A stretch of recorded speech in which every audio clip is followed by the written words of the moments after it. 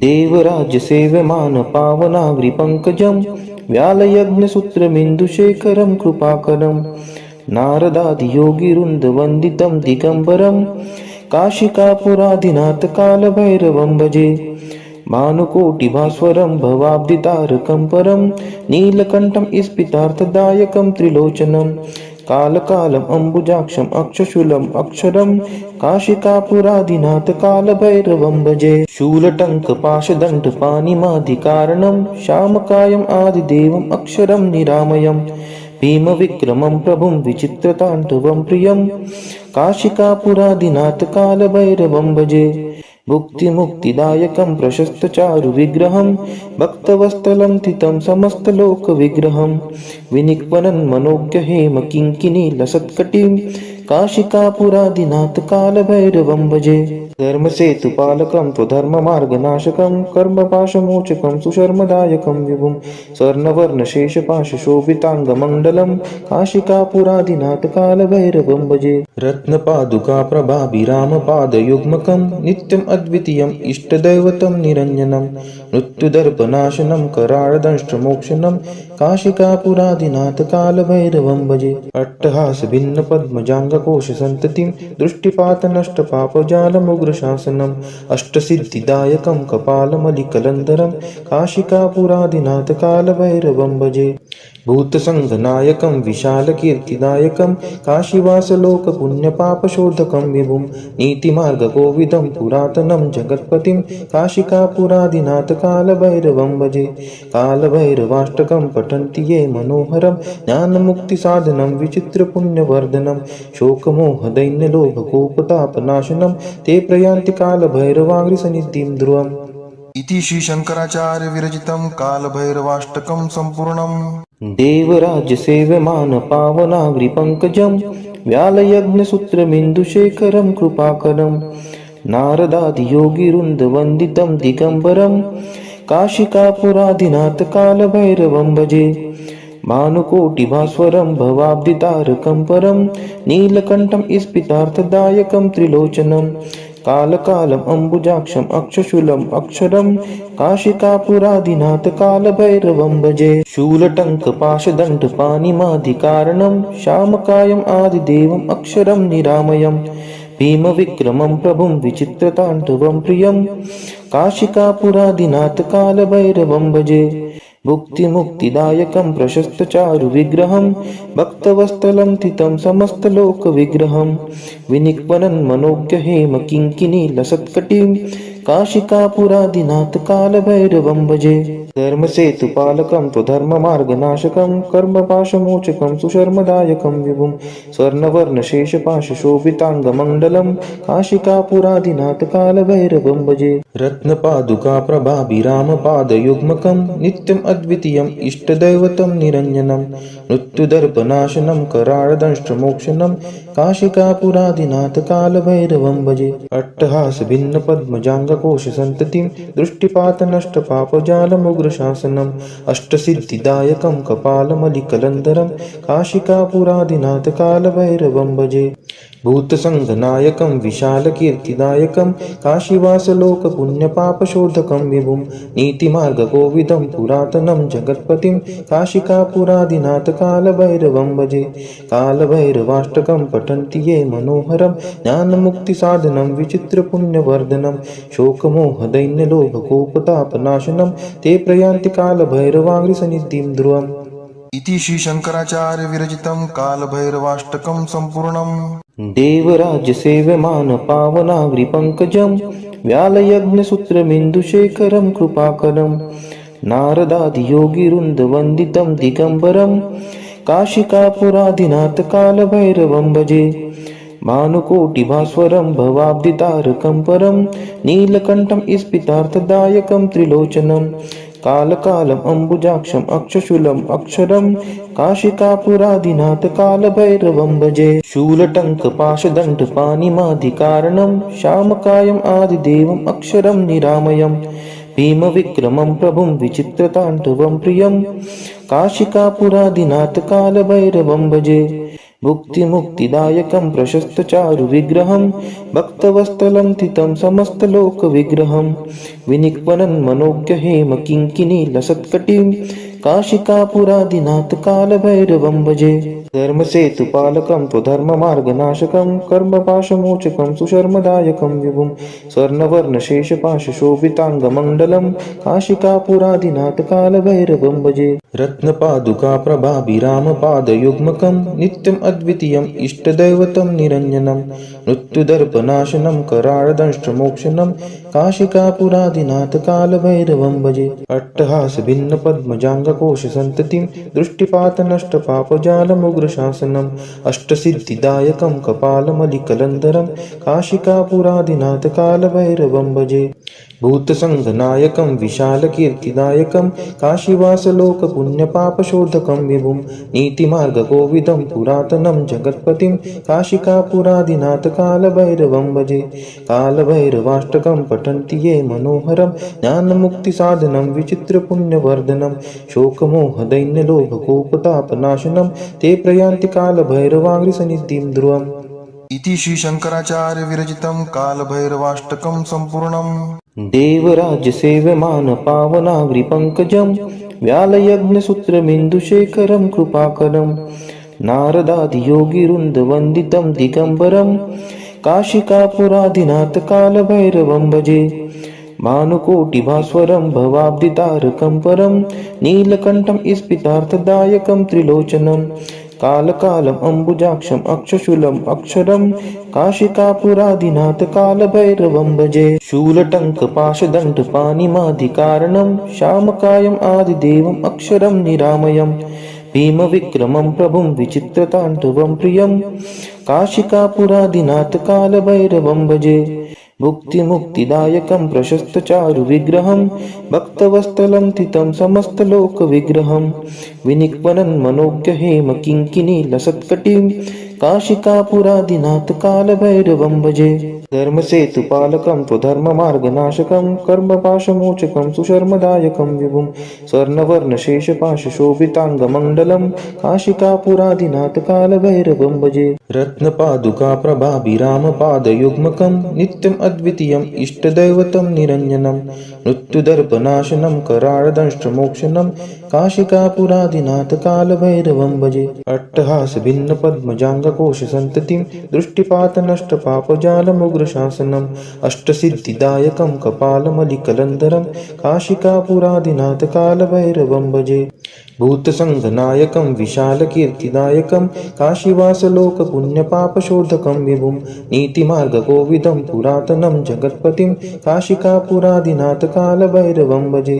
कालभैरवाष्टकं पठन्ति ये मनोहरं ज्ञानमुक्तिसाधनं विचित्रपुण्यवर्धनं शोकमोहदैन्यलोभकोपतापनाशनं ते प्रयान्ति कालभैरवाङ्घ्रिसन्निधिं ध्रुवम्।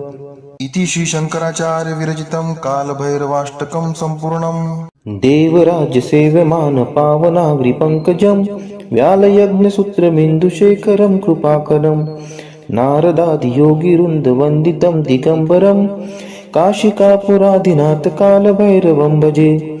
भानुकोटिभास्वरं भवाब्दितारकं परं नीलकण्ठं स्फितार्थदायकं त्रिलोचनं कालकालम् अम्बुजाक्षम् अक्षशूलम् अक्षरं काशिकापुरादिनाथ कालभैरवं भजे। शूलटङ्कपाशदण्डपाणिमादिकारणं श्यामकायम् आदिदेवम् अक्षरं निरामयं भीमविक्रमं प्रभुं विचित्रताण्डवं प्रियं काशिकापुरादिनाथ कालभैरवं भजे। भुक्तिमुक्तिदायकं प्रशस्तचारुविग्रहं भक्तवत्सलं स्थितं समस्तलोकविग्रहं विनिक्वनं मनोज्ञहेम किङ्किणीलसत्कटिं काशिकापुरादिनाथ कालभैरवं भजे। धर्मसेतुपालकं त्वधर्ममार्गनाशकं कर्मपाशमोचकं सुशर्मदायकं विभुं स्वर्णवर्णशेषपाशशोभिताङ्गमण्डलं काशिकापुरादिनाथ कालभैरवं भजे। रत्नपादुकाप्रभाभिरामपादयुग्मकं नित्यम् अद्वितीयम् इष्टदैवतं निरञ्जनं मृत्युदर्पनाशनं कराळदंष्ट्रमोक्षणं काशिकापुरादिनाथ कालभैरवं भजे। अट्टहासभिन्नपद्मजाङ्ग जाङ्गकोशसन्ततिं दृष्टिपातनष्टपापजालमुग्रशासनम् अष्टसिद्धिदायकं कपालमलिकलन्धरं काशिकापुरादिनाथ कालभैरवं भजे। भूतसङ्घनायकं विशालकीर्तिदायकं काशीवासलोकपुण्यपापशोधकं विभुं नीतिमार्गकोविदं पुरातनं जगत्पतिं काशिकापुरादिनाथ कालभैरवं भजे। कालभैरवाष्टकं पठन्ति ये मनोहरं ज्ञानमुक्तिसाधनं विचित्रपुण्यवर्धनं शोकमोहदैन्यलोभकोपतापनाशनं ते प्रयान्ति कालभैरवाङ्घ्रिसन्निधिं ध्रुवम्। इति श्री शंकराचार्य विरचितं कालभैरवाष्टकं सम्पूर्णम्। देवराज्यसेव्यमान पावनाग्रिपङ्कजं व्यालयज्ञसूत्रमिन्दुशेखरं कृपाकरं नारदादियोगिवृन्दवन्दितं दिगम्बरं काशिकापुरादिनाथ कालभैरवं भजे।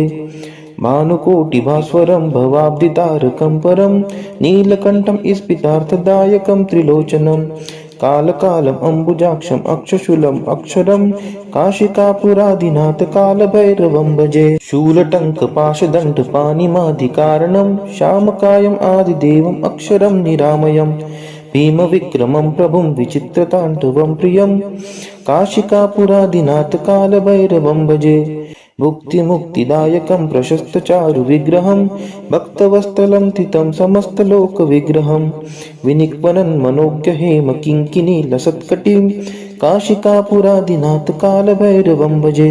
धर्मसेतुपालकं त्वधर्ममार्गनाशकं कर्मपाशमोचकं सुशर्मदायकं विभुं स्वर्णवर्णशेषपाशशोभिताङ्गमण्डलं काशिकापुरादिनाथ कालभैरवं भजे। रत्नपादुकाप्रभाभिरामपादयुग्मकं नित्यम् अद्वितीयम् इष्टदैवतं निरञ्जनं मृत्युदर्पनाशनं कराळदंष्ट्रमोक्षणं काशिकापुरादिनाथ कालभैरवं भजे। अट्टहासभिन्नपद्मजाङ्गकोशसन्ततिं दृष्टिपातनष्टपापजालमुग्रशासनम् अष्टसिद्धिदायकं कपालमलिकलन्धरं काशिकापुरादिनाथ कालभैरवं भजे। भूतसङ्घनायकं विशालकीर्तिदायकं काशीवासलोकपुण्यपापशोधकं विभुं नीतिमार्गकोविदं पुरातनं जगत्पतिं काशिकापुरादिनाथ कालभैरवं भजे। कालभैरवाष्टकं पठन्ति ये मनोहरं ज्ञानमुक्तिसाधनं विचित्रपुण्यवर्धनं शोकमोहदैन्यलोभकोपतापनाशनं ते प्रयान्ति कालभैरवाङ्घ्रिसन्निधिं ध्रुवम्। इति श्री शंकराचार्य विरचितं कालभैरवाष्टकं सम्पूर्णम्। देवराज्यसेव्यमान पावनाग्रिपङ्कजं व्यालयज्ञसूत्रमिन्दुशेखरं कृपाकरं नारदादियोगिवृन्दवन्दितं दिगम्बरं काशिकापुरादिनाथ कालभैरवं भजे। भानुकोटिभास्वरं भवाब्धितारकं परं नीलकण्ठं स्फितार्थदायकं त्रिलोचनं कालकालम् अम्बुजाक्षम् अक्षशूलम् अक्षरं काशिकापुरादिनाथ कालभैरवं भजे। शूलटङ्कपाशदण्डपाणिमादिकारणं श्यामकायम् आदिदेवम् अक्षरं निरामयम् भीमविक्रमं प्रभुं विचित्रताण्डवं प्रियं काशिकापुरादिनाथ कालभैरवं भजे। भुक्तिमुक्तिदायकं प्रशस्तचारुविग्रहं भक्तवत्सलं थितं समस्तलोकविग्रहं विनिक्वनं मनोज्ञहेम किङ्किणीलसत्कटिं काशिकापुरादिनाथ कालभैरवं भजे। धर्मसेतुपालकं त्वधर्ममार्गनाशकं कर्मपाशमोचकं सुशर्मदायकं विभुं स्वर्णवर्णशेषपाशशोभिताङ्गमण्डलं काशिकापुरादिनाथ कालभैरवं भजे। रत्नपादुकाप्रभाभिरामपादयुग्मकं नित्यम् अद्वितीयम् इष्टदैवतं निरञ्जनं मृत्युदर्पनाशनं कराळदंष्ट्रमोक्षणं काशिकापुरादिनाथ कालभैरवं भजे। अट्टहासभिन्नपद्मजाङ्गकोशसन्ततिं दृष्टिपातनष्टपापजालमुग्रशासनम् अष्टसिद्धिदायकं कपालमलिकलन्धरं काशिकापुरादिनाथ कालभैरवं भजे। भूतसङ्घनायकं विशालकीर्तिदायकं काशीवासलोकपुण्यपापशोधकं विभुं नीतिमार्गकोविदं पुरातनं जगत्पतिं काशिकापुरादिनाथ कालभैरवं भजे। कालभैरवाष्टकं पठन्ति ये मनोहरं ज्ञानमुक्तिसाधनं विचित्रपुण्यवर्धनं शोकमोहदैन्यलोभकोपतापनाशनं ते प्रयान्ति कालभैरवाङ्घ्रिसन्निधिं ध्रुवम्। इति श्री शंकराचार्य विरचितं कालभैरवाष्टकं सम्पूर्णम्। देवराज्यसेव्यमान पावनाग्रिपङ्कजं व्यालयज्ञसूत्रमिन्दुशेखरं कृपाकरं नारदादियोगिवृन्दवन्दितं दिगम्बरं काशिकापुरादिनाथ कालभैरवं भजे भानुकोटिभास्वरं भवाब्दितारकं परं नीलकण्ठं स्फितार्थदायकं त्रिलोचनं कालकालम् अम्बुजाक्षम् अक्षशूलम् अक्षरं काशिकापुरादिनाथ कालभैरवं भजे शूलटङ्कपाशदण्डपाणिमादिकारणं श्यामकायम् आदिदेवम् अक्षरं निरामयम् भीमविक्रमं प्रभुं विचित्रताण्डवं प्रियं काशिकापुरादिनाथ कालभैरवं भजे मुक्तिमुक्तिदायकं प्रशस्तचारुविग्रहं भक्तवत्सलं तितं समस्तलोकविग्रहं विनिक्वनं मनोज्ञहेम किङ्किणीलसत्कटिं काशिकापुरादिनाथ कालभैरवं भजे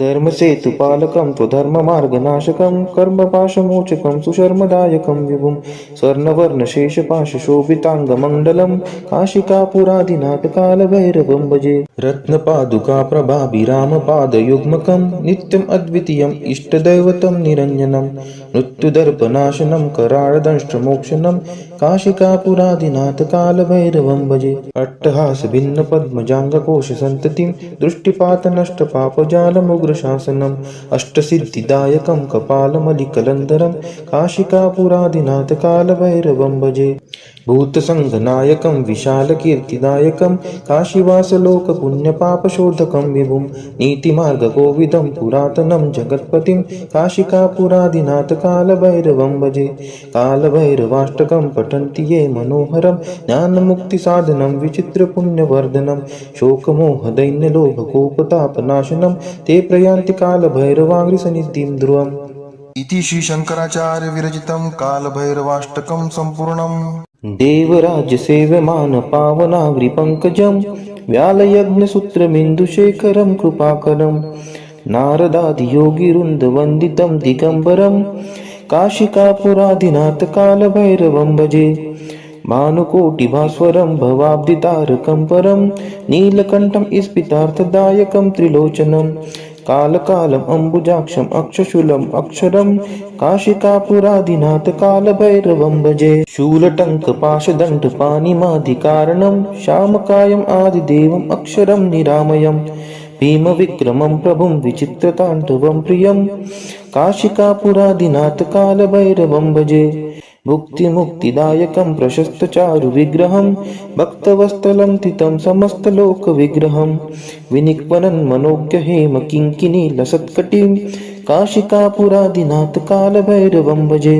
धर्मसेतुपालकं त्वधर्ममार्गनाशकं कर्मपाशमोचकं सुशर्मदायकं विभुं स्वर्णवर्णशेषपाशशोभिताङ्गमण्डलं काशिकापुरादिनाथ कालभैरवं भजे रत्नपादुकाप्रभाभिरामपादयुग्मकं नित्यम् अद्वितीयम् इष्टदैवतं निरञ्जनं मृत्युदर्पनाशनं कराळदंष्ट्रमोक्षणं काशिकापुरादिनाथ कालभैरवं भजे अट्टहासभिन्नपद्मजाङ्गकोशसन्ततिं दृष्टिपातनष्टपापजालमुग्रशासनम् अष्टसिद्धिदायकं कपालमलिकलन्धरं काशिकापुरादिनाथ कालभैरवं भजे भूतसङ्घनायकं विशालकीर्तिदायकं काशीवासलोकपुण्यपापशोधकं विभुं नीतिमार्गकोविदं पुरातनं जगत्पतिं काशिकापुरादिनाथ कालभैरवं भजे कालभैरवाष्टकं पठन्ति ये मनोहरं ज्ञानमुक्तिसाधनं विचित्रपुण्यवर्धनं शोकमोहदैन्यलोभकोपतापनाशनं ते प्रयान्ति कालभैरवाङ्घ्रिसन्निधिं ध्रुवम्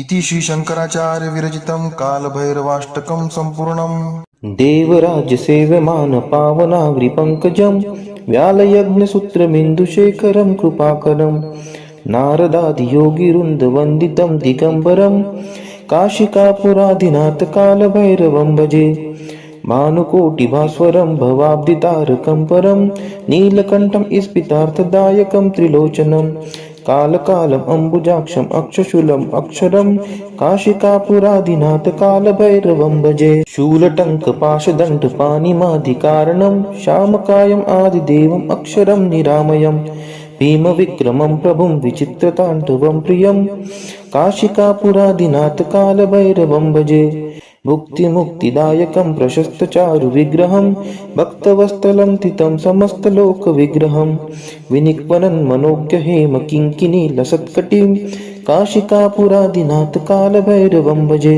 धर्मसेतुपालकं त्वधर्ममार्गनाशकं कर्मपाशमोचकं सुशर्मदायकं विभुं स्वर्णवर्णशेषपाशशोभिताङ्गमण्डलं काशिकापुरादिनाथकालभैरवं भजे रत्नपादुकाप्रभाभिरामपादयुग्मकं नित्यम् अद्वितीयम् इष्टदैवतं निरञ्जनं मृत्युदर्पनाशनं कराळदंष्ट्रमोक्षणं काशिकापुरादिनाथकालभैरवं भजे अट्टहासभिन्नपद्मजाङ्गकोशसन्ततिं दृष्टिपातनष्टपापजालमुग्रशासनम् अष्टसिद्धिदायकं कपालमलिकलन्धरं काशिकापुरादिनाथकालभैरवं भजे भूतसङ्घनायकं विशालकीर्तिदायकं काशीवासलोकपुण्यपापशोधकं विभुं नीतिमार्गकोविदं पुरातनं जगत्पतिं काशिकापुरादिनाथकालभैरवं भजे कालभैरवाष्टकं पठन्ति ये मनोहरं ज्ञानमुक्तिसाधनं विचित्रपुण्यवर्धनं शोकमोहदैन्यलोभकोपतापनाशनं ते प्रयान्ति कालभैरवाङ्घ्रिसन्निधिं ध्रुवम्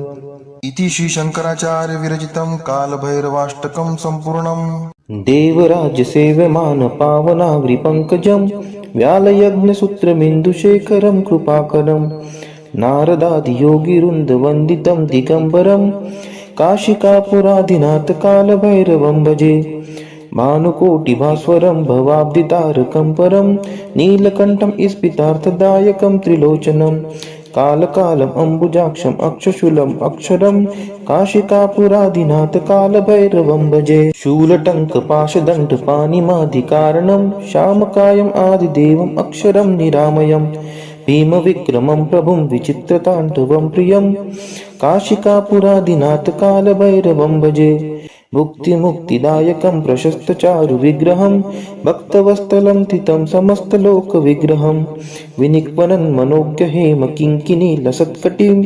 काशिकापुरादिनाथकालभैरवं भजे धर्मसेतुपालकं त्वधर्ममार्गनाशकं कर्मपाशमोचकं सुशर्मदायकं विभुं स्वर्णवर्णशेषपाशशोभिताङ्गमण्डलं काशिकापुरादिनाथकालभैरवं भजे रत्नपादुकाप्रभाभिरामपादयुग्मकं नित्यम् अद्वितीयम् इष्टदैवतं निरञ्जनं मृत्युदर्पनाशनं कराळदंष्ट्रमोक्षणं काशिकापुरादिनाथकालभैरवं भजे अट्टहासभिन्नपद्मजाङ्गकोशसन्ततिं दृष्टिपातनष्टपापजालमुग्रशासनम् अष्टसिद्धिदायकं कपालमलिकलन्धरं काशिकापुरादिनाथकालभैरवं भजे भूतसङ्घनायकं विशालकीर्तिदायकं काशीवासलोकपुण्यपापशोधकं विभुं नीतिमार्गकोविदं पुरातनं जगत्पतिं काशिकापुरादिनाथकालभैरवं भजे कालभैरवाष्टकं पठन्ति ये मनोहरं ज्ञानमुक्तिसाधनं विचित्रपुण्यवर्धनं